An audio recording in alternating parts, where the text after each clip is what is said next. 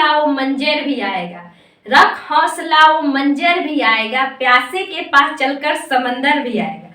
थक कर ना बैठ ओ मंजिल की राही, थक कर ना बैठ ओ मंजिल की राही, मंजिल भी मिलेगी और मिलने का मजा भी आएगा। हेलो दोस्तों, मैं अनुराधा कुमारी आप सभी को अनु जनरल स्टडी में स्वागत करती हूँ। दोस्तों, आप लोग को अब तो बिल्कुल नहीं थकना है, क्योंकि अगर आप थक गए अपने अपने रफ्तार को दोगुना कर दीजिए, क्योंकि आज 1 फरवरी है। 25 फरवरी को बिहार दरोगा का मेंस का एग्जाम फाइनली अनाउंस हो चुका है। ठीक है, 2 पाली में एग्जाम होगा, यानी अपनी रफ्तार को इतना तेज कर दीजिए, यानी क्विक रिवीजन, स्मार्ट वर्क। ठीक है, स्मार्ट वर्क करना पड़ेगा। अभी जो एग्जाम होने वाला है मेंस के लिए, इसके लिए आप लोग हार्ड वर्क नहीं करिएगा दोस्तों, स्मार्ट वर्क करिएगा। आज हम पूरा आप लोग को बताएंगे कि किस प्रकार स्मार्ट वर्क करना है कि हम लोगों को क्विक तैयारी हो जाए। ठीक है, और आप लोगों को क्या क्या चीज फॉलो करना है, वीडियो को पूरा देखिएगा। सबसे पहले आप सभी जानते हैं कि इसमें 2 पेपर होता है। ठीक है, मेंस के समय एक प्रथम पाली में हिंदी होता है। ठीक है, अगर 10 से 12 लिया जाता है तो हिंदी के एग्जाम होता है, और हिंदी के एग्जाम में 30% पर पास होना रहता है, यानी 60 नंबर पर 100 क्वेश्चन है और 60 नंबर पर 30 नंबर लाइएगा, 60 नंबर मिलेगा, पास हो जाएगा। हिंदी में ऐसा नहीं कि इतना मोटा बुक ले लिए और पढ़ते गए, वैसा कुछ नहीं करना है।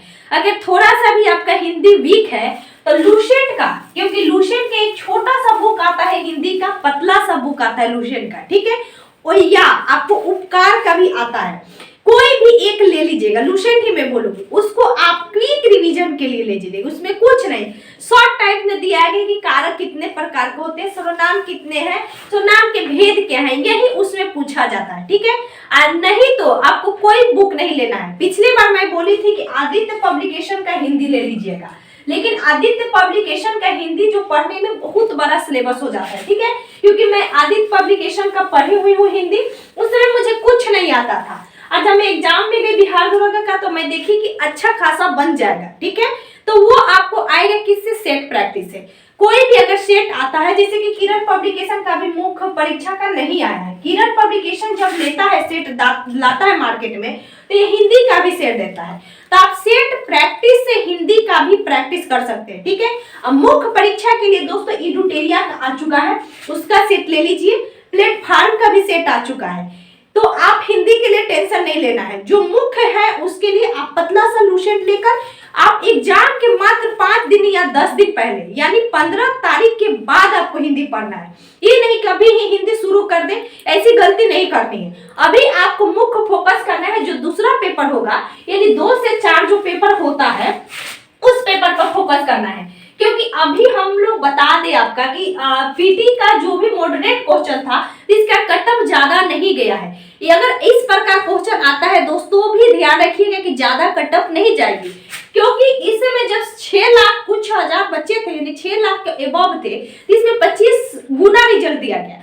अब मेंस के लिए दोस्तों आपको 6 गुना रिजल्ट आएगा। ठीक है, कितना आएगा, 6 गुना रिजल्ट आ जाएगा मेंस क्वालिफाई करिएगा तो। उसके बाद आपको पीईटी होगा, यानी दौड़ होगा। पीईटी करने के बाद आपको मेरिट बनता है, यानी क्वेश्चन की क्वालिटी पर निर्भर करता है कि कितना मार्क्स लाना चाहिए।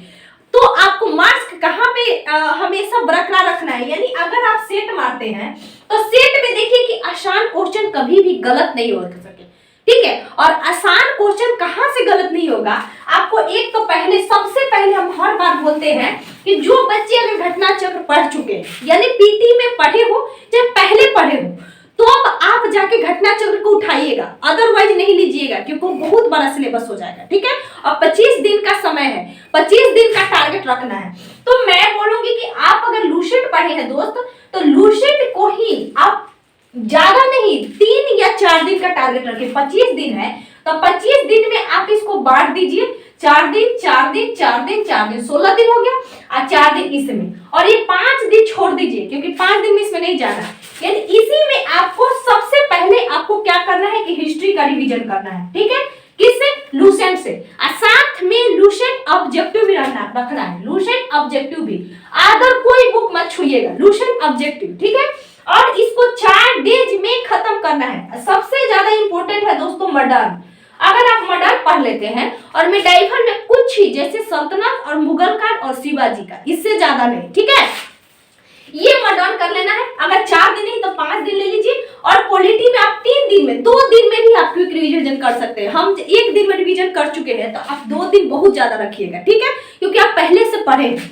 सिर्फ पढ़ना है, ये नहीं कि नोट्स बनाना है, ये करना है, बस पढ़ते जाना है कि भारतीय संविधान में कितने भाग है और कितने अनुच्छेद है, मतलब बस रिवीजन करना है। जो आपको नहीं पता है उसको ऐसे शॉर्ट तरीके से यहाँ पॉलिटी का लिखना है और शॉर्ट तरीके से उसको लिख लेना। जैसे कि अभी 167 में मुख्यमंत्री का जो कार्य था उसको 167 और कार्य लिख लेना है, ठीक है, और बीच में सीएम लिख देना। इस प्रकार फिर छोटा छोटा चीज लिखते जाना और पढ़ते जाना है, ठीक है, इस तरह करना है। और 4 दिन पॉलिटी रखिए, पॉलिटी से क्वेश्चन आता है दोस्तों, ज्योग्राफी से क्वेश्चन आता है और इकोनॉमिक्स से क्वेश्चन अब आ रहा है, ठीक है। और इकोनॉमिक्स से क्वेश्चन के साथ साथ आपको ध्यान देना है कि साइंस सेक्टर को भी इसी में लेकर चलना है, ठीक है। साइंस सेक्टर सुबह में हिस्ट्री पढ़िए, सुबह का समय पूरा हिस्ट्री के लिए, शाम का समय जो रखिए, यानी चौथा दिन जो रखे हैं, 4 दिन जो रखे हैं, इसमें आप क्या करिए कि सुबह वाला अलग समय बांट दीजिए, शाम वाला अलग समय बांट दीजिए कि हमको शाम में क्या करना, और दोपहर वाला अलग समय रखिए। तो शाम में मुख्यतः जो मैं करती थी दोस्तों, मैं सेट मारती थी, क्योंकि शाम में जब मैं क्यों जाती थी तो वहां पे एक सेट मारती थी, फिर घर आने के बाद 7:30 के बाद उस सेट को मिला लेती थी 8:30 तक, फिर खाना का प्रोग्राम बनता था, 9:30 तक काम हो जाता था, फिर 9:30 से मैं एक सेट मारती थी 11:30 तक, एकदम ठीक समय होता था। 2213 मेंस के समय पर बता रही हूँ। और सुबह का समय मैंने सिलेबस पे देती थी, ठीक है, सुबह का समय। रात का समय सेट में 2 सेट प्रत्येक दिन मारती थी, प्रत्येक दिन, चाहे एग्जाम नजदीक हो चाहे ऐसे हो। और जब एग्जाम नजदीक आता था तो मैं दूसरा प्रक्रिया अपनाती थी। तो अभी का 2 सेट, ठीक है, और सुबह में मैंने सिलेबस 4-5 घंटा पढ़ ली, फिर खाना का प्रोग्राम हो गया, क्योंकि 1 घंटा में खाना बन जाता है। अगर आप स्टूडेंट है तो 1 घंटा में मुश्किल से खाना आसानी से बना लीजिएगा, ठीक है। उसके बाद दोपहर में दोस्तों मैं साइंस पढ़ती थी, 2 घंटा साइंस पढ़ती थी मैं। अगर 12 बजे से पढ़ूंगी तो 1 और 2 बजे तक मैं साइंस पढ़ती थी, और साइंस का भी रिवीजन करती थी। मुख्यतः 5 गो सब चैप्टर मैं क्लियर कर लेती थी। तो इस प्रकार आपको स्मार्ट वर्क करना है, ठीक है। और स्मार्ट वर्क मैंने अगर किया था तो एनटीपीसी के एग्जाम के समय और भी 2213 के मेंस के समय, ठीक है। पीटी के समय मैंने घटना चक्र को पढ़ा था।